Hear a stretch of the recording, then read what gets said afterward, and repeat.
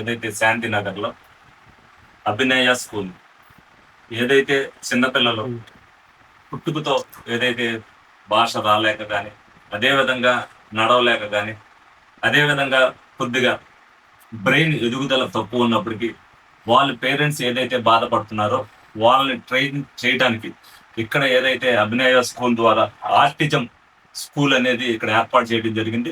పిల్లల తల్లిదండ్రులు ఎవరైతే ఉన్నారో వాళ్ళ పిల్లల్ని ఇక్కడ జాయిన్ చేస్తే వాళ్ళకి ఏజ్ ప్రకారం వాళ్ళకి ఏదైతే భాషని నేర్పడం, వాళ్ళ బ్రెయిన్ డెవలప్ అవడం, ఏదైతే వాళ్ళ అవయవాలు కూడా ఎక్కువగా ఏదైతే కొద్దిగా స్ట్రెంగ్త్ తక్కువ ఉంటాయో అవి స్ట్రెంగ్త్ అవడానికి ఇక్కడ కూడా సైక్రాటిస్ట్ డాక్టర్ గారు ఒకటి ఉండి వాళ్ళని ఎప్పుడు కూడా పర్యవేక్షణ చేస్తూ ఆ పిల్లల ఎదుగుదలకు, అదే విధంగా వాళ్ళ ఎడ్యుకేషన్ కూడా డెవలప్ అయ్యి మంచిగా రాణించడానికి, రేపు భవిష్యత్తులో వాళ్ళు కూడా ఉద్యోగాలు చేసే స్థాయికి కూడా వాళ్ళని తీసుకెళ్లి ఆ పేరెంట్స్ కి భారం లేకుండా ఏదైతే ఆ విధంగా పుట్టినప్పటికీ కూడా వాళ్ళు మంచి భవిష్యత్తు కోసం ఏదైతే ఈ స్కూల్ ఉపయోగపడుతుందో దాన్ని పేరెంట్స్ అందరూ కూడా ఉపయోగించుకొని తప్పనిసరిగా వీళ్ళకి విజయవాడలో కూడా ఒక బ్రాంచ్ ఉంది. ముందు అదే మెయిన్ హెడ్ ఆఫీసు.